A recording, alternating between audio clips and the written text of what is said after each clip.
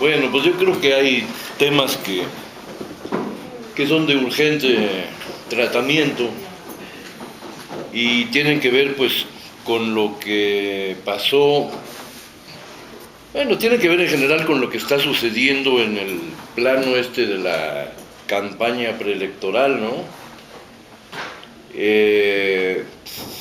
Por un lado, pues ya sabemos que las cosas se definieron claramente en los partidos que forman, bueno, entre Morena y los partidos que formaban el día y que ahora forman no sé qué. Según la información a la que yo tuve acceso, el triunfo de Andrés Manuel fue enorme, ¿no? Que hubo muchas forcejeos entre los dos equipos, entre el de Andrés Manuel y de Ebrard, a la hora de definir las preguntas. Eran dos casas encuestadoras que tenían que hacer la misma pregunta, las mismas 5 preguntas, y entonces había una pregunta que resultaba muy riesgosa para Andrés Manuel, que era la pregunta así a población abierta. Él tenía la certeza de que iba a salir muy bien en la pregunta a los militantes, con partido y sin partido, es decir, que fueran perredistas o del PT o de Convergencia o simplemente de Morena. Sabía que iba a salir muy mal en las preguntas que les hicieran a los priistas y a los panistas, pero ese fue un poco el sistema que se utilizó para contrastar los datos. O sea, era obvio que en esas preguntas a los priistas y a los panistas Ebrard iba a salir alto y él bajo, ¿no? Y en las otras esperaba lo contrario, pero lo que no se tenía ninguna certeza hasta ese momento era que iba a pasar en las preguntas así nomás, ¿no? Abiertamente a lo que cayera a la gente. Y el equipo de Andrés Manuel lo midió mucho y todo, porque ahí podría estar el asunto, ¿no?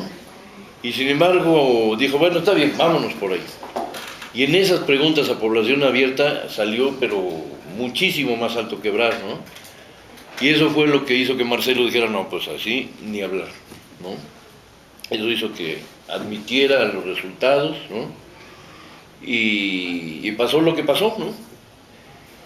Entonces ahora estamos en una nueva situación en la que gracias a estas encuestas se sabe que Josefina Vázquez Mota está muy, pero muy lejos de Andrés Manuel, ¿no? Para empezar. Y si vieron ustedes lo que sacó el Universal, me parece que el martes, una encuesta en que ponen a Andrés Manuel en tercer lugar, falsa, pues eso ya les da la clara certeza de que otra vez van a venir con todo, ¿no? Y que van a tratar de mantenerlo en el tercer lugar, ¿no? Y a lo mejor cuando haya un debate van a decir que Josefina cosa muy difícil de sostener, ¿no? Porque Vázquez Mota, ustedes ven, ha definido su estrategia para posicionarse como la alternativa a la extrema derecha, ¿no? Ha ido por el mundo, fue a Estados Unidos y habló con Condoleezza Rice, ¿no? El puño de hierro de Bush, ¿no? En todas estas cosas, para que un poco le diera sus consejos acerca de cómo gobernar a México. Luego fue a Colombia y habló con Álvaro Uribe, que es el maestro de Calderón en materias como genocidio y crímenes de guerra, ¿no? También le pidió su opinión. Luego fue a España y habló pues nada menos que con Aznar, ¿no?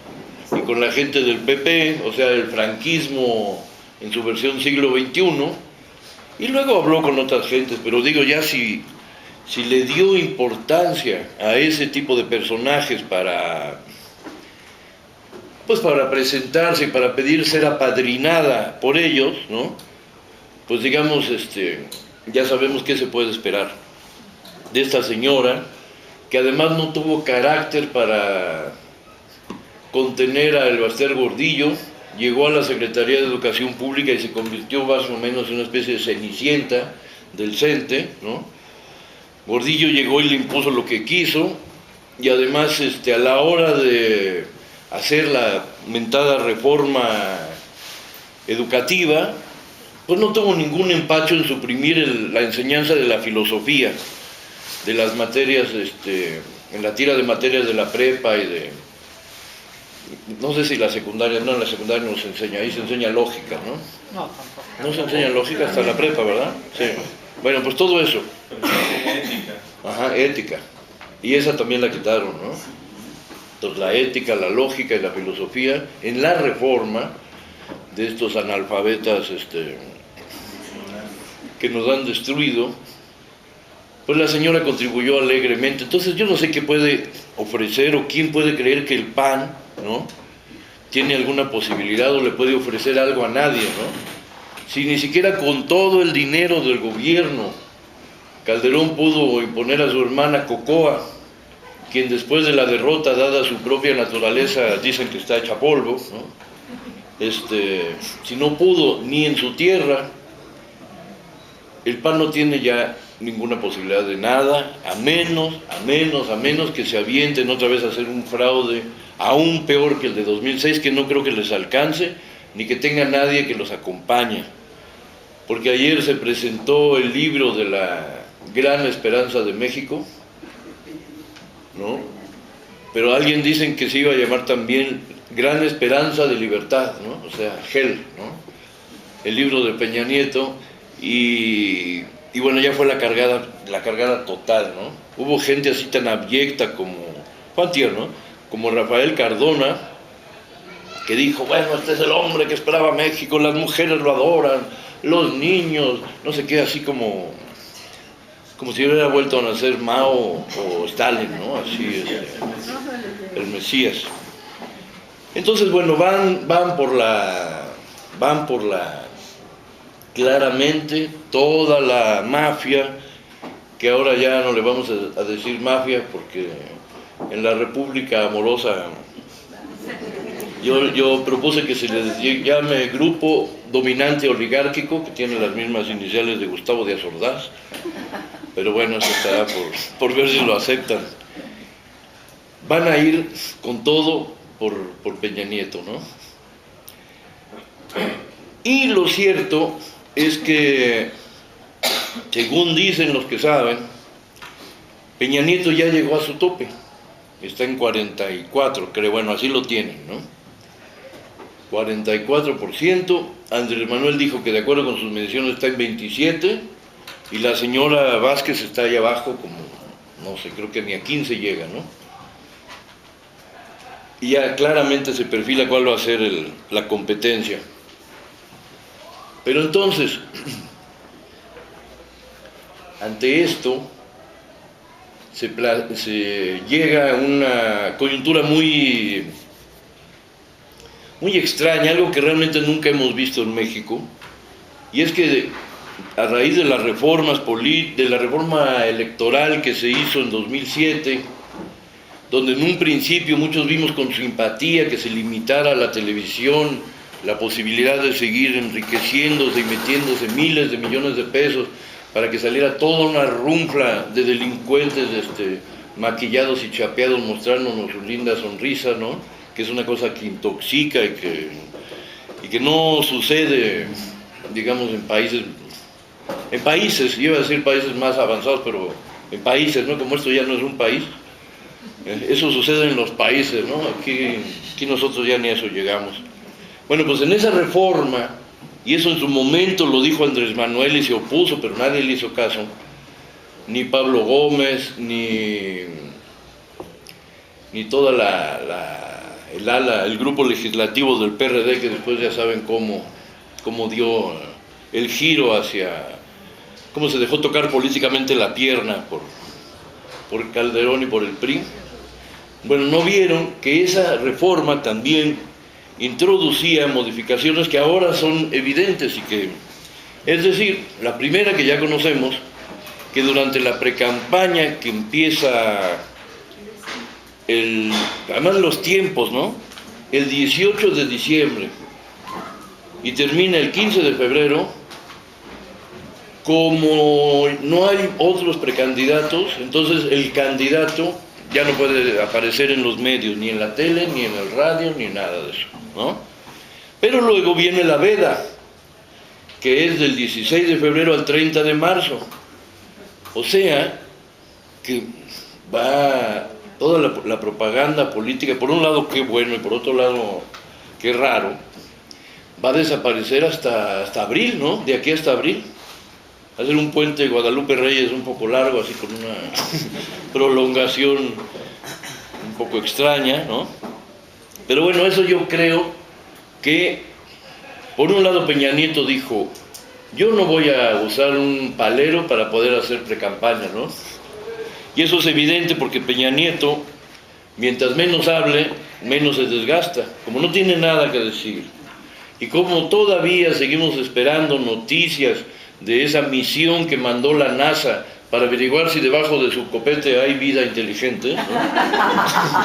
Como seguimos en espera de eso, pues mejor no le mueven, mejor calladito se ve más bonito y no se gasta, ¿no? Y así lo quieren conservar, ¿no? Si ustedes se acuerdan la campaña de Salinas de Gortari en el 88, el lema era que hable México. Y en la campaña Salinas nunca habló de nada. Todo eran videos con fuegos artificiales, confeti, multitudes jubilosas, ¿no? Y Salinas que sonreía así como también lo imita Jesús A. Rodríguez, ¿no? Y nunca dijo nada, ¿no? Un poco, yo creo que la cosa con Peña Nieto va a ser por ahí. Como es simplemente un holograma, una marca, un personaje que no es realmente de carne y hueso y ni siquiera sabemos si de veras sus neuronas hacen sinapsis, ¿no? O cortocircuito, como dicen, ¿no? Lo van a mantener así y les parece perfecto que se quede callado y va a seguir conservando, según ellos, su 44% de aquí hasta el 1 de abril, ¿no? Pero bueno, invariablemente, inevitablemente va a tener que confrontarse, inevitablemente van a empezar a salir a colación muchas cosas. Y una de las cosas que ya salió a colación ayer, aunque yo ya no tuve oportunidad de estudiarla bien en detalle, es que ayer Álvaro Delgado, en el proceso online, o en internet, como se diga, reveló que Peña Nieto dejó una deuda en el Estado de México de 61,000 millones de pesos, o sea, el doble de lo que dejó Moreira. Y si Moreira tiene la renuncia en la bolsa y se va a ir porque se va a ir, ahora, ¿con qué copete Peña Nieto puede justificar, ¿no?, que gastó el doble?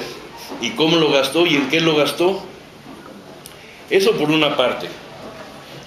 Eso por una parte habla de que toda esta burbuja que han construido difícilmente es una pompa de jabón que no puede durar de aquí al 1 de julio sin que explote, ¿no? Así.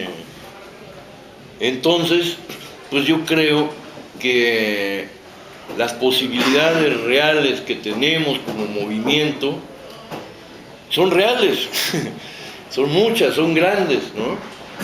Y eso pues nos obliga, nos exige a seguir trabajando como vamos trabajando y a aprovechar las nuevas circunstancias y las nuevas tecnologías para descontar esa ventaja. Una vez en una plática, no hace mucho, con Andrés Manuel, él decía que había hecho un cálculo de cómo estaba dividida actualmente la sociedad mexicana. Decía que eso se le ocurrió a raíz de una reunión que tuvo con un grupo de gente, empresarios, que habló con ellos y entonces después se le acercó uno y le dijo, oiga, pues yo realmente me he quedado muy sorprendido de oírlo, porque es usted una persona muy razonable, muy centrada, da confianza, yo creo que podemos ir con usted, ¿no? Es que yo pensé que usted era Chávez, ¿no? Entonces le dijo, no, yo a Chávez ni lo conozco, lo cual es cierto, ni siquiera he hablado con él, y además no hay nada en común, ¿no? Chávez fue un militar golpista en su momento y luego ha sido lo que ha sido, ¿no? A mí no me gusta Chávez mucho, la verdad, pero lo usan como el coco, ¿no? Me tocó en Bolivia en las elecciones de 2005 ver cómo lo usaban en los periódicos para decir que Evo Morales es Chávez, y Evo Morales es Chávez, y Evo Morales es Chávez. Lo mismo. lo mismo que pasó aquí en el 2006 y lo mismo que a lo mejor va a volver a pasar ahora. Pero el hecho es que dice Andrés Manuel que hablando con este señor, después de que ya le dijo que qué bueno que no era Chávez, pasaron al tema del cáncer de Chávez. Y entonces el señor le dijo muy gentilmente, ay sí, ojalá se muera, ¿verdad? Entonces dice, mi conclusión es que la sociedad está dividida en tres capas. Un 15% que no tienen remedio, como este señor, ¿no? Esa oligarquía así que está absolutamente enamorada de sí misma y que domina el país de una manera apabullante, eso no va a cambiar y con eso no se puede hacer nada. Pero ese 15%, dice, son los que van a tratar de mantener las cosas tal y como están. Luego, dice, hay un 25% que es la gente que piensa, la gente que reflexiona, la gente que... en donde está la gente que nos puede dar el triunfo, o sea, donde estamos nosotros, ¿no? Donde está la población crítica, la población movilizada, etc. Y la población que tiene la capacidad de convencer a las personas que están junto a ella, ¿no? Para formar esta gran fuerza electoral que luego se tiene que convertir en una fuerza política ya hecha gobierno, ¿no? Y luego, dice Andrés Manuel, después hay un 60% de personas que ni la deben, ni la temen, ni saben de qué se trata, ni nada, y es a las que es muy fácil comprar, ¿no? Comprarles el voto, y ellos no tienen ninguna esperanza en que nada va a cambiar, pero si el día de la elección les dan 50 o 100 o 500 pesos, pues hay fiesta en la casa, ¿no? Entonces, bueno, el chiste también es trabajar ahí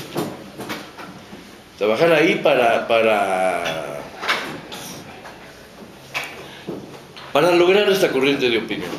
Pero entonces voy a lo siguiente, ya se tiene todo un método de trabajo que está funcionando, los círculos y los comités, bueno, que no es lo mismo, pero ¿te parecen? Siguen constituyéndose, siguen creciendo, siguen reuniéndose periódicamente, hay como una gran esperanza en que las cosas se pueden cambiar, y además, bueno, hay también la certeza de que o se cambian o se acabó, ¿no? O sea, porque no solamente es una cuestión de México.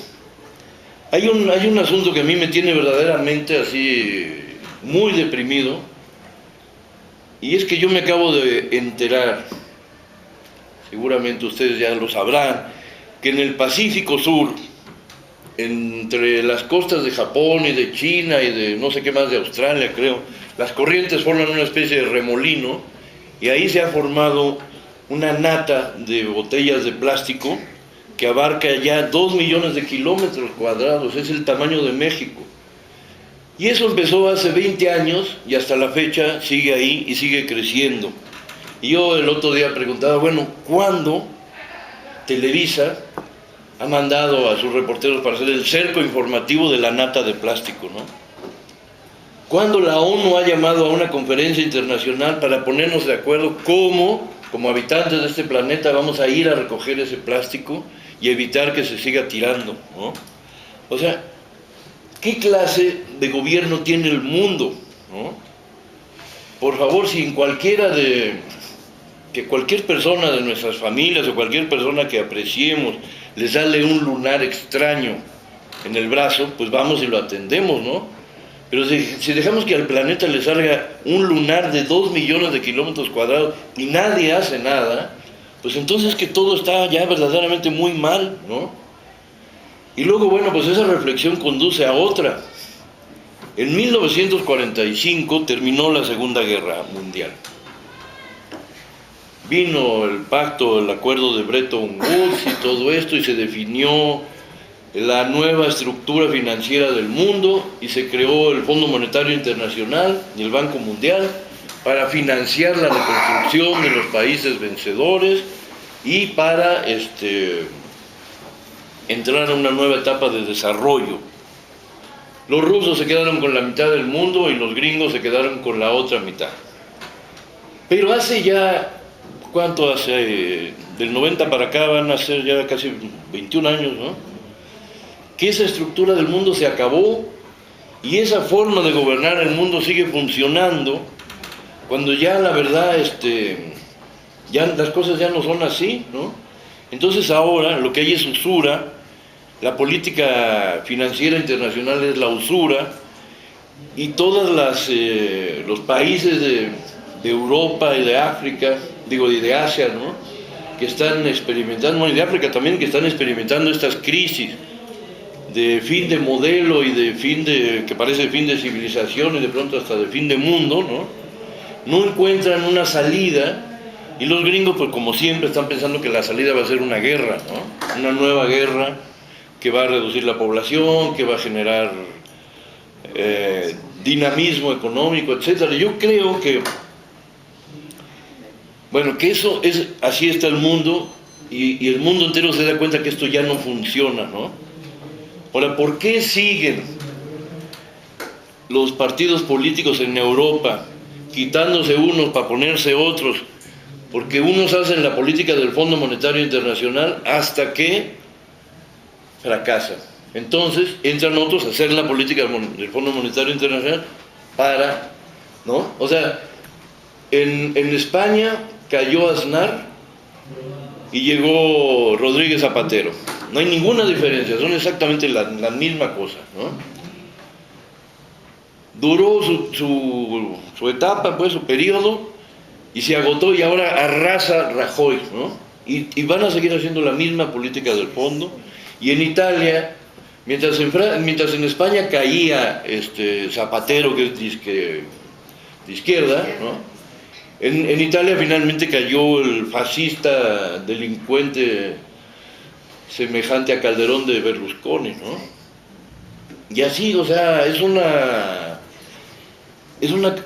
recambio continuo para hacer la misma política. Y lo que no funciona ya, pues evidentemente es el Fondo Monetario Internacional y el mundo está viviendo, somos ya 7.000 millones de personas en el mundo que estamos viviendo para pagar intereses sobre intereses sobre intereses, y aquí lo vivimos claramente, pagamos los intereses del Fobaproa, ¿no?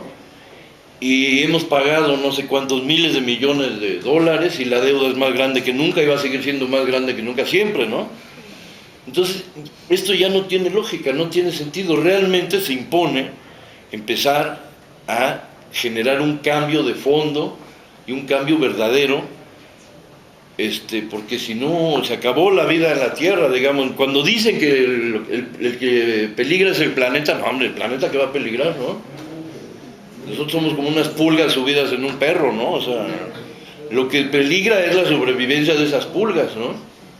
En un documental que hizo, bueno, que financió, patrocinó este actor que le cae muy mal a mucha gente en Hollywood, que se llama Leonardo DiCaprio, que hizo sobre el desastre ecológico, al final salió un filósofo japonés muy sabio y dijo: la especie más destructiva que existe sobre la Tierra es la humanidad, y tarde o temprano se va a autodestruir.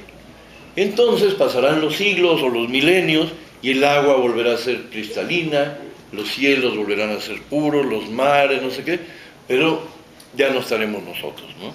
Yo no sé si dijo afortunadamente, pero si no lo dijo, lo pensó, ¿no? Entonces, bueno, el asunto es hay que cambiar las cosas, ¿no? Y nosotros no podemos hacer así como país nada por la nata esa, ni tampoco podemos hacer nada por el tema de las drogas a nivel mundial, ¿no? Porque las drogas son ahora la economía que mantiene funcionando a muchos países, ¿no? Ni podemos hacer nada, pero sí podemos aquí empezar a arreglar las cosas nuestras entre nosotros, ¿no? Sí podemos echar a andar un proyecto que pare esta masacre que está diseñada para durar 20 años más. Un amigo colombiano me decía: bueno, es que esto apenas está empezando, ¿no?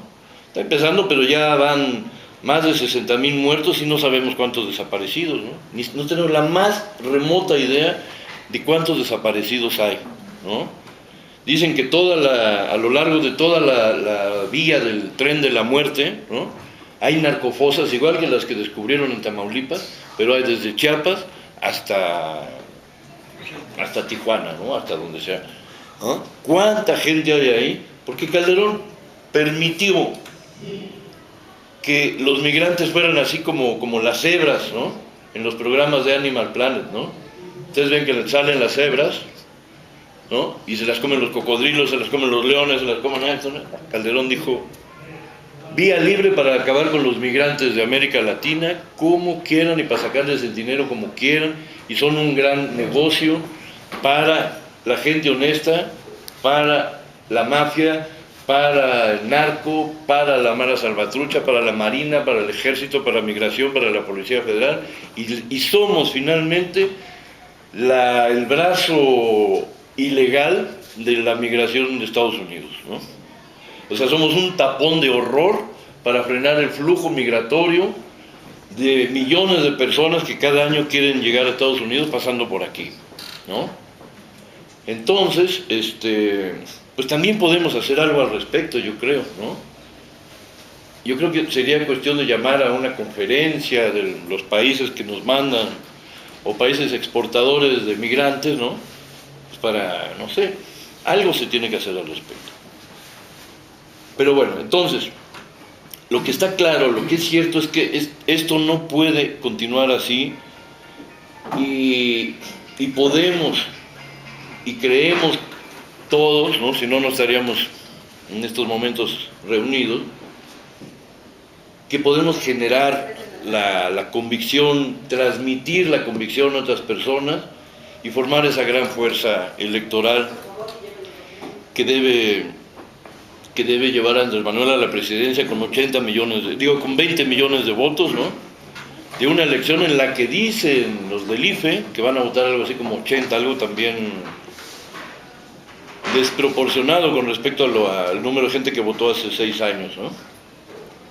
Y de esos 80 millones van a votar 100,000 personas en Estados Unidos, o sea que ahí donde está el voto de mucha gente que podría influir para cambiar el resultado, porque son los mexicanos que se fueron huyendo de este espanto y que quieren regresar, pues ahí eso no va a ser simplemente un simulacro, ¿no? Un ejercicio ahí sin la mayor relevancia. Bueno, pero ¿a qué me quiero referir cuando digo que hay que aprovechar las nuevas circunstancias y las nuevas tecnologías? Si no se puede hacer campaña, si no se puede aparecer en los medios de aquí a abril, ¿no? Porque todas estas condicionantes así lo determinaron, hay una ventana, o no sé cómo decirlo, yo apenas me acabo de meter ahí, donde se puede trabajar y se puede organizar y se puede luchar a favor de este proyecto, ¿no? Con la gente que tiene, digamos, mejor posición económica y que es, por lo tanto, la más conservadora en general, ¿no? Pero también está ahí esa clase media, ese 25% que está dispuesta a cambiar y organizarse. Y la forma de llegar con ellos es un nuevo sistema, muy, muy nuevo para mí. La verdad, yo tengo ahí 3 semanas y apenas estoy aprendiendo el ABC, que es esta cosa que se llama Twitter, ¿no? Me he dado cuenta de que ahí se está gestando una nueva forma de representación democrática, o se están construyendo una nueva forma de liderazgos. Nosotros tenemos, en medio de esta dictadura cívico-militar y televisiva, tenemos cotidianamente que sufrir la imposición, ¿no?, de los que, según el señor Azcárraga y el señor Salinas Pliego, son nuestros líderes de opinión, ¿no? ¿Y por qué son líderes de opinión? Pues porque no hay manera de eludirlo, porque siempre están ahí, ¿no? ¿Ustedes consideran que Ciro Gómez Leiva es un líder de opinión, no? Bueno, no, pero ahí está, ¿no? O que Loret de Mola, que es un fascista, es un líder de opinión, no, pero ahí está, nos los impusieron, ¿no? Y esos son y los que han acostumbrado a la gente a creer y a pensar que si ellos lo dicen es porque entonces esa es la neta, ¿no? Que si sale en televisión es que sí sucedió en la realidad, y si no, no pasa nada, ¿no? Yo creo que el ejemplo de la nata de plástico es el más oportuno ejemplo que tenemos en estos momentos para demostrar esa falacia, ¿no? La nata de plástico no existe porque no sale en el noticiero de López Dóriga, ¿no? Y porque nadie habla de ella, ¿no? Y así muchísimas otras cosas.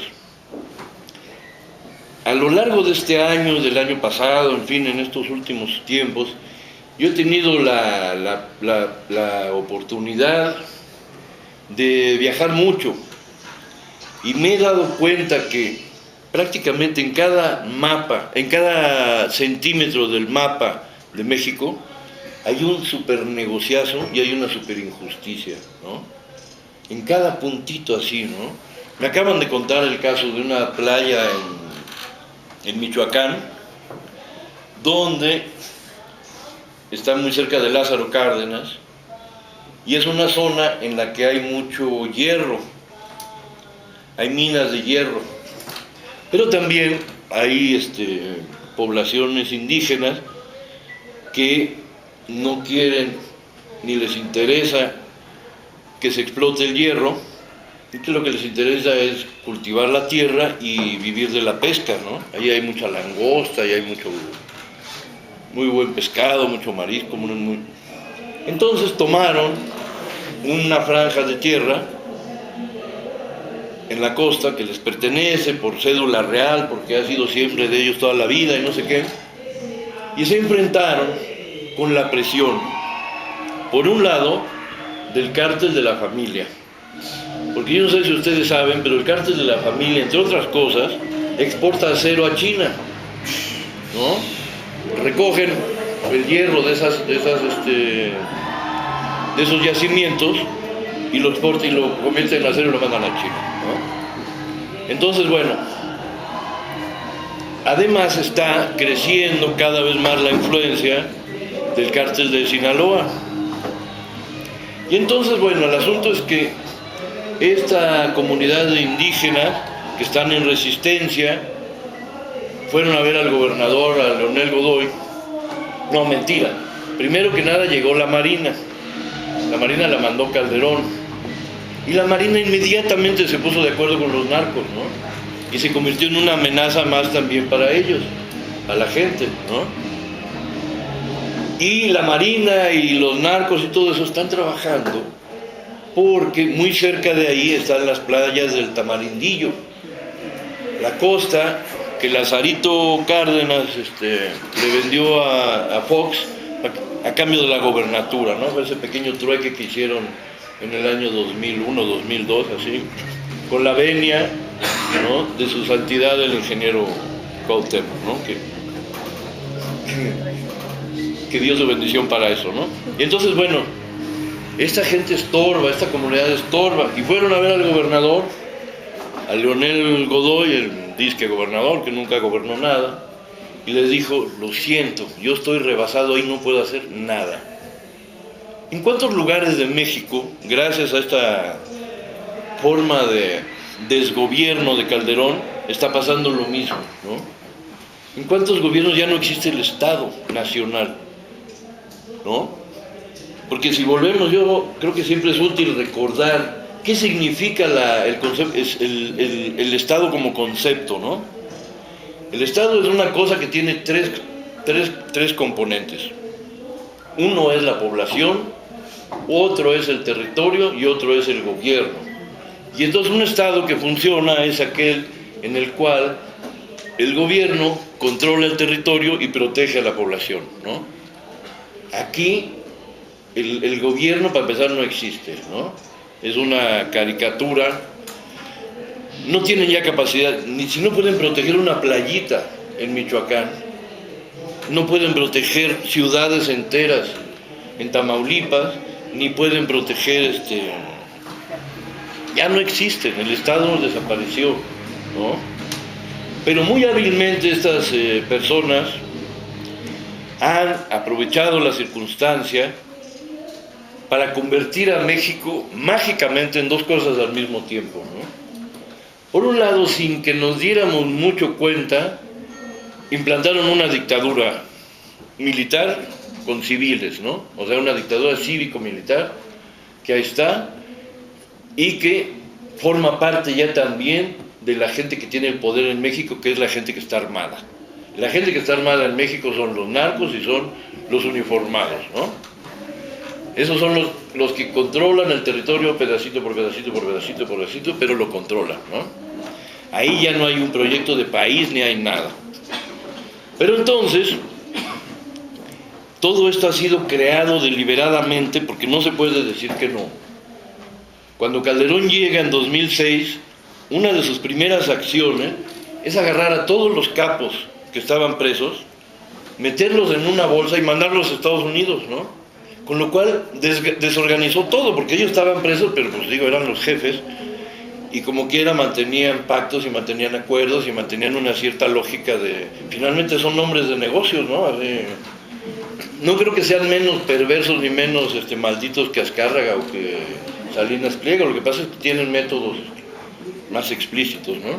Pero si vemos la forma en que Azcárraga usó a Calderón para destruir a Mexicana de Aviación y poder posicionar Interjet, ¿no? Quedarse con la ruta de Mexicana y quedarse con su parte del aeropuerto, ¿no? Pues realmente no estamos hablando de ninguna blanca paloma, ¿no? Pero bueno, cada chango a su mecate, ¿no? O como decía Marx, es la división social del trabajo, y unos hacen lo suyo y otros hacen lo otro, ¿no? Entonces, bueno, está esto. Y al organizar este desorden, al desordenar el país de esta manera, permitieron y fomentaron la intervención militar de Estados Unidos, que ya no la pueden ocultar por ningún lado. Todas las agencias estadounidenses están aquí. Nos vuelan estos sopilotes artillados que se llaman los drones, los aviones no tripulados, ¿no? Y la penetración gringa en términos militares es cada vez mayor. Y se puede ver que en un momento dado, cuando dicen los principales enemigos son los Zetas, ¿no?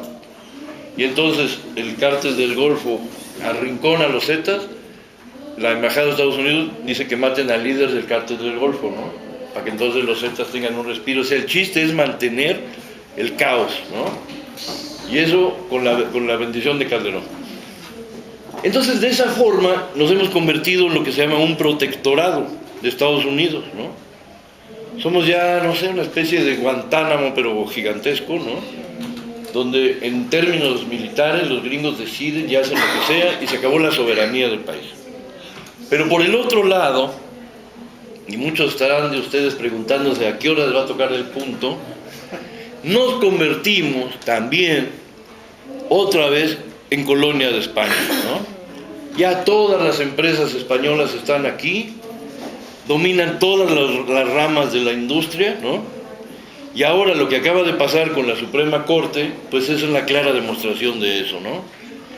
Enrique Krause y Letras Libres son agentes, digamos, del trono de don Juan Carlos I de Borbón, al que ahora hay que decirle así porque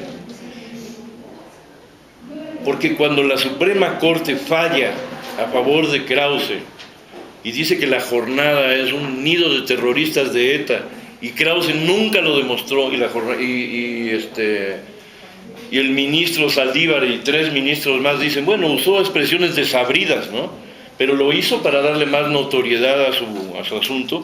Al hacer eso, violando todo lo que dice la Constitución respecto a la libertad de expresión y respecto a las garantías individuales y todo eso,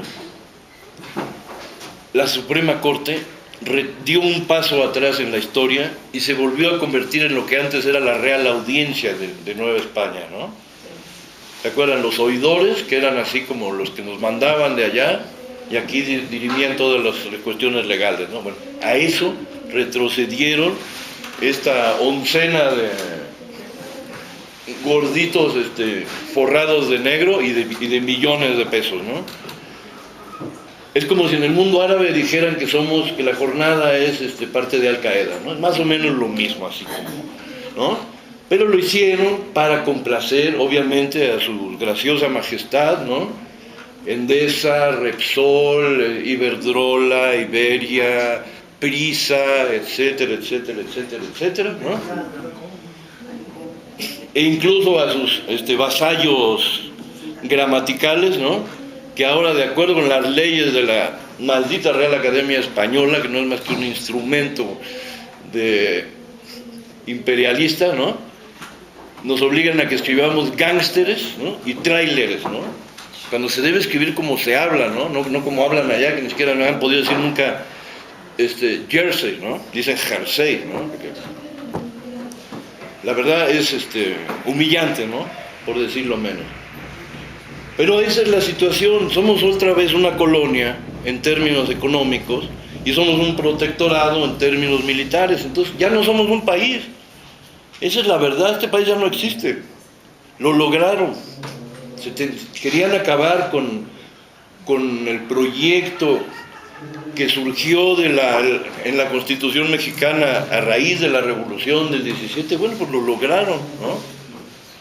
Lo lograron y hay que volver a refundar la Constitución, hay que volver a sacarla a flote, hay que volver a hacer, no hay que cambiarla. Porque en estos momentos, imaginan ustedes, con estos togados, ¿no? Y con estos legisladores, pues simplemente no sé. Yo no me quiero extender mucho más, ¿no? Porque creo que más o menos a eso hemos dado un panorama completo, espero. Pero sí quiero decirles una cosa, insistirles en el hecho de que entremos a la cuestión del Twitter, que es muy fácil, ¿no? Y que yo creo que los círculos de estudio deberían, y yo ofrezco, dar cursos de capacitación, porque realmente en una mañana eso se aprende, ¿no? La cosa técnica se aprende, es muy fácil realmente. Bueno, no sé, hay personas en mi familia que ya dicen, no, eso de www, yo ya no quiero saber nada de eso, no, ya pasé yo por el teléfono, la máquina de coser, el horno de microondas, y ahora eso no, ya, eso es para los nuevos, ¿no? Y una vez Eduardo Galeano, que tiene ahora 71 años, contó el año pasado que vino, contó que pues se compró un aparato eléctrico y que nomás no dijo ni qué aparato era, ¿no? Y dice, cuando ya estaba yo a punto de aventarlo por la ventana, llamé a ese monstruo que es mi nieto de 5 años, ¿no? Y le dije, a ver tú, ¿cómo se usa esto? Entonces dice, el niño de 5 años agarró el aparato, le dijo, mira abuelo, es muy fácil, aquí donde dice on, apachúrrale.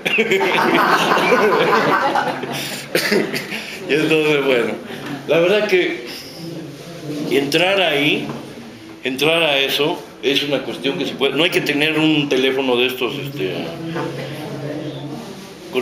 con esos con los que la gente lo único que hace todo el día es tomarse fotos, ¿no? ¿No les parece rarísimo? Así como si tuvieran duda de su propia existencia, ¿no? Entonces, se puede hacer desde una computadora, ¿no? Se le puede dedicar 1 hora al día o se le puede dedicar el tiempo que quiera. Pero cuando me refiero a que por un lado nos imponen a los falsos líderes de opinión y por el otro lado en Twitter se están surgiendo pequeños líderes de opinión, que es la gente que proporciona información, que es la gente que dice lo que no dice ni la tele ni el radio, y que es la gente con la que tenemos que hacer campaña de aquí a abril con Andrés Manuel, ¿no? Entre otras cosas, aparte del trabajo terrestre, del puerta por puerta y todo eso, ¿no? Ahí también hay que estar, ¿no? Y hay que organizar eventos con él, reuniones con él, ¿no? Porque es como una nueva forma de hacer televisión o de hacer radio o de hacer periodismo, todo al mismo tiempo. Y entonces, bueno, yo creo que esa es una cuestión que nos debe hacer parar las antenas, ¿no? Y que no realmente asusta, ¿no? A mí también, le digo, hace 3 semanas, llevan 2 años diciéndome que me meta a eso. apenas hace 3 semanas le entré, ya le voy agarrando, ¿no? Y creo que empiezo a entender que se abre toda una serie de cosas ahí muy, ¿no? Esos nuevos liderazgos, ¿no? Que tienen 15, 20 mil seguidores, ¿no? ¿Se acuerdan ustedes del Sendero del Peje? El Sendero del Peje llegó a tener un blog, bueno, era un blog que llegó a tener 1 millón de visitantes, ¿no? Y en aquella época, en el 2006, después del fraude, yo hice un blog y con las enseñanzas de este hombre, que es muy extraño, Víctor Hernández, ¿no? Pero que es un tipo que trabaja 23 horas al día, ¿no? Mi blog, que se llamaba La Hora del Pueblo, pues en 2 meses tuvimos 200,000 visitantes, ¿no? Yo decía, es como si hubiéramos llenado el Estadio Azteca 2 veces, ¿no? Está padrísimo, ¿sí? Bueno, ahí presentamos, por ejemplo, las biografías de todos los levantacejas, ¿no? La de López Dóriga, la de Bozo, la de Ciro, la de Denise, todas así. Y esas cosas ayudaron, ¿no? Ayudaron a que todo este esfuerzo de resistencia que se viene haciendo, no desde 2006, sino desde 2004, que es cuando realmente estalló la pejemanía, por lo menos en el Distrito Federal, ya después estalló en el país, después del desafuero, ¿no? Y en la campaña, todas estas cosas han logrado que esto tenga sentido, tenga coherencia y que tenga futuro, ¿no? Porque también hay una cosa muy cierta: si no se puede ganar, por la razón que sea, y sobre todo porque el pueblo no agarra la onda y dice, ahora sí ya, basta, ¿no? Si no se puede, bueno, pues el movimiento va a seguir y el proyecto va a seguir, ¿no? ¿Ustedes creen que la gran esperanza de liberación, como se autodenomina GEL, ¿no? Peña Nieto, puede mantener esto otro sexenio así, tal cual, ¿no? Que aparezcan 28 personas asesinadas en Guadalajara un día y el día anterior 16 en Monterrey, en Culiacán, y hace un mes 35 en Veracruz, ¿no? Y 50 y tantos no sé qué, o sea, no puede ser, ¿no? O sea, esto ya es tierra de nadie, ¿no? Y y bueno, el asunto me hacía ver a alguien, es que además de todo, además de que ya no existe el país, ¿no? Por lo menos la mitad de la población está armada, ¿no? Unos llevan uniforme y otros no, pero digamos ya la cantidad de armas que hay, está listo todo, ¿no? Para que esto se convierta en una especie de Yugoslavia, y vayan ustedes a saber en qué va a parar esto, ¿no? Entonces, pues, como les digo, no está de más intentar en esta coyuntura tan rara en que ya no va a poder aparecer Andrés Manuel en los medios electrónicos, tratar de hacer una red que unifique a estos pequeños líderes que tienen 15, 20 mil seguidores. Hay algunos que tienen 300,000, ¿no? Y hacer una cosa así para contrarrestar, y esto nos va a servir aquí en esta coyuntura, después cuando se vuelva a abrir la televisión y después durante el día de la elección misma. Imagínense ustedes lo que va a hacer eso, ¿no? Digo, no sé si ese día puedan bajar el switch y nos quedemos así sin incomunicados, ¿no? Pero tampoco pueden tener bajado el switch todo el tiempo. Me decían que, por ejemplo, en Egipto, la gente cuando no se pudo comunicar por celular, se empezó a comunicar por fax, ¿no? Y que mandaban fax a Londres y de Londres rebotaban, ¿no? Así, si yo quería mandar un fax a la casa de enfrente, lo mandaba a Londres y llegaba, ¿no? Así, cosas, o sea, las cosas son tan diferentes, ¿no? Pero bueno, vamos a pasar, si quieren ustedes, a una serie de preguntas, ¿no? Perdón, ese comentario que hace de tuitear, pues ya se vio reflejado con el caso de Aristegui, cuando la corrieron por pedirle cuentas a la Casa de los Pinos, se reinstaló por la presión de... Sí, una cosa que yo no entendí, porque me dijeron que hubo 300,000 comentarios en un día sobre Aristegui, en los cuales convocaron una manifestación frente a la estación de radio, ¿no? Y llegaron 50 personas. O sea que es como otro planeta, la verdad, es otro mundo, ¿no? Compañero. Primero ya estaba con... Gracias. Menos que yo estoy así. Hablando de lo de Twitter, el día de ayer se organizó un hashtag. Un hashtag es un tema en específico y nos empezamos a poner de acuerdo todos los tuiteros para, nos mandábamos mensajes en privado y dijimos a las 12 de la noche empezamos a bombardear en las redes sociales, en Twitter básicamente, con el hashtag juicio a Calderón. Y exactamente a las 12 de la noche empezamos todos, juicio a Calderón por traidor, por una y mil cosas, ¿no? Y este hashtag o este tema llegó a ser top trend, se conoce como tema principal Sí, se logró. a nivel mundial, ¿no? Lo chistoso es que llegó a ser top trend a nivel mundial, pero no a nivel nacional, lo cual nos indica que a nivel nacional nos están ahí medio controlando, censurando, bloqueando. Pero de verdad es una herramienta increíble Twitter. Pues yo no sabía nada de eso, pero yo entré a las 2 de la mañana y me quedé hasta las 4. Juicio a Calderón, juicio a Calderón, juicio a Calderón. Y le escribí a Camila Vallejo, que tiene como 400,000 seguidores, le dije, oye, ayúdanos, ¿no? Manda esto, juicio a Calderón y no sé qué. Ya no sé qué pasó porque era tardísimo. Luego me encontré que Kalimba también tiene 150,000 seguidores, no sé si habrá hecho caso, pero hay que ir así como buscando. Y en un momento dado yo propuse, sin saber nada, que esto sea el tema del día, ¿no? ¿Cómo se llama? Top trend o tema del día. Sí, el hashtag es el tema y el top trend es el tema. Hay que traducir todo al español, ¿verdad? Porque hay muchas cosas que no se entienden. Bueno, es verdad. Aquí hay una cuestión que parece, pero no es así.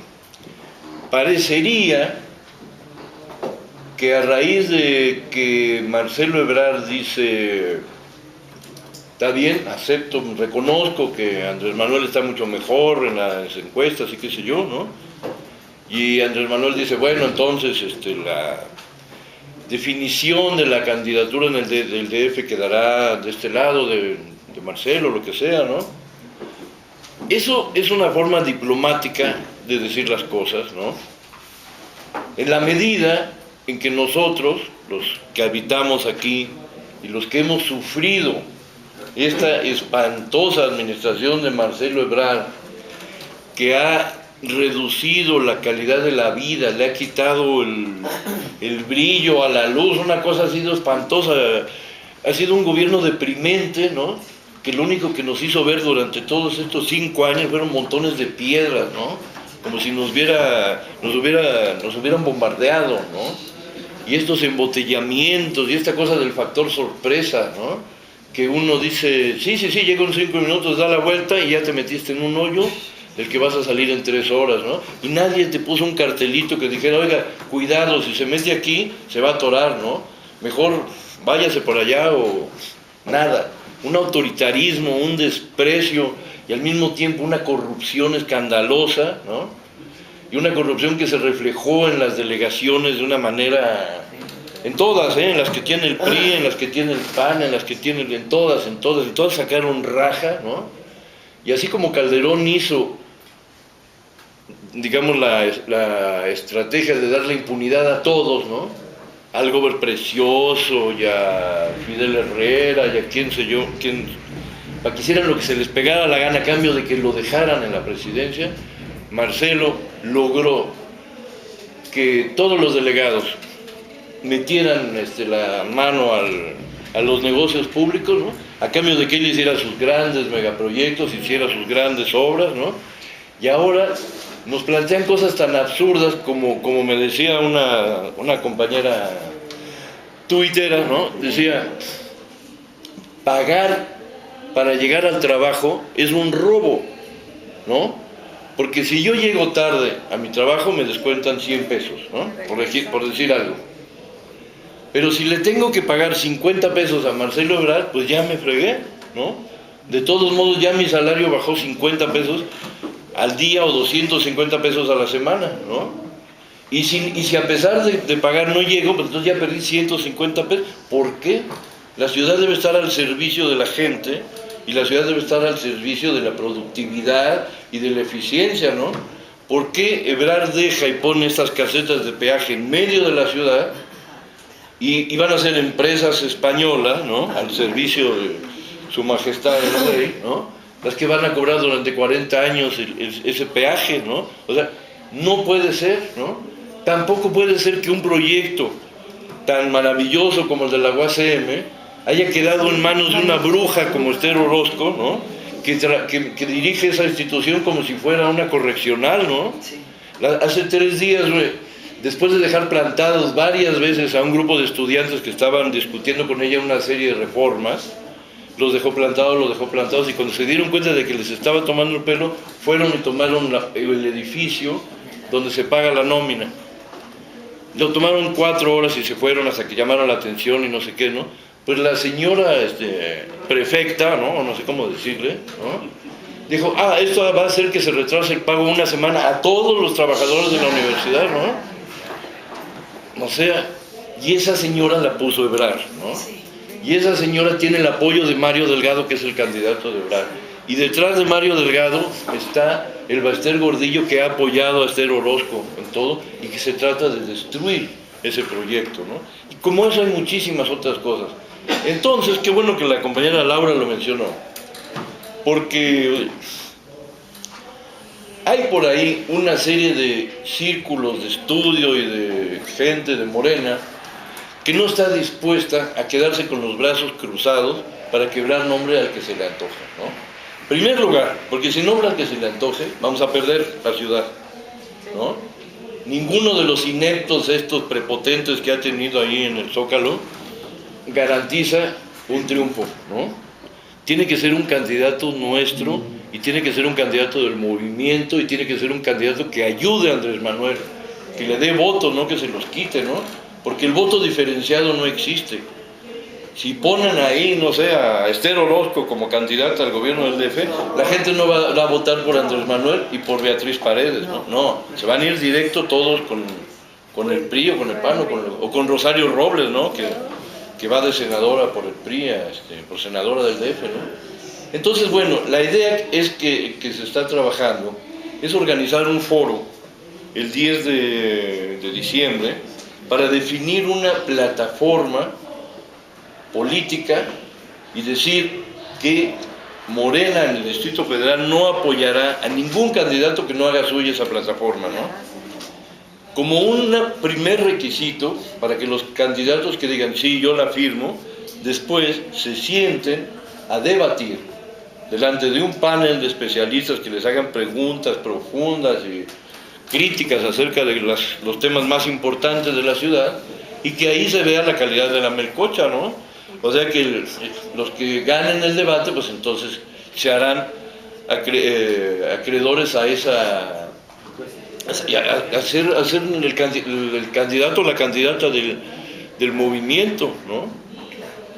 Entonces esta es una invitación, ¿no? Se va a hacer este foro el 10 de diciembre, en el Club de Periodistas, es un sábado a las 11 de la mañana, para definir esto, ¿no? Hay propuestas muy interesantes como la que dice que de acuerdo con las atribuciones propias del gobierno del Distrito Federal, se puede aquí crear una compañía de luz, ¿no?, con los trabajadores del ESME y mandar a volar a la Comisión Federal de Electricidad, porque esa es una imposición, ¿no?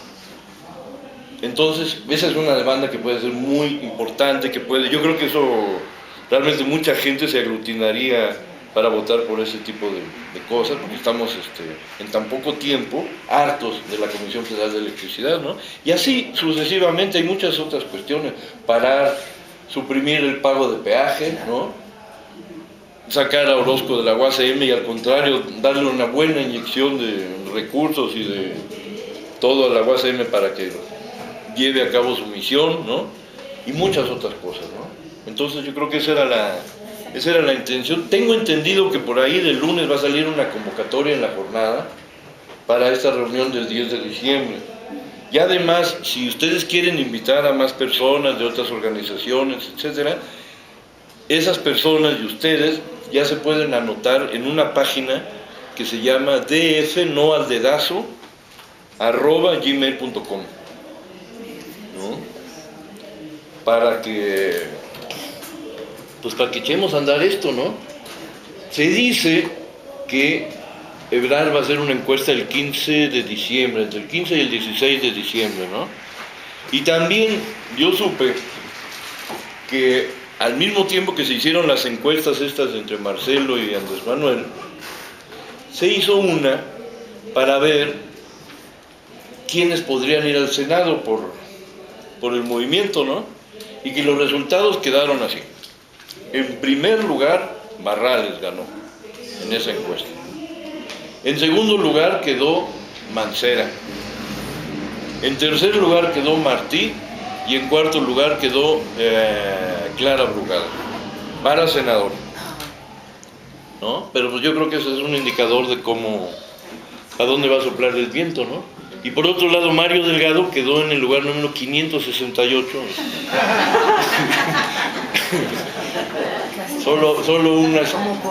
Solo adelante de Esther Orozco, ¿no? O sea,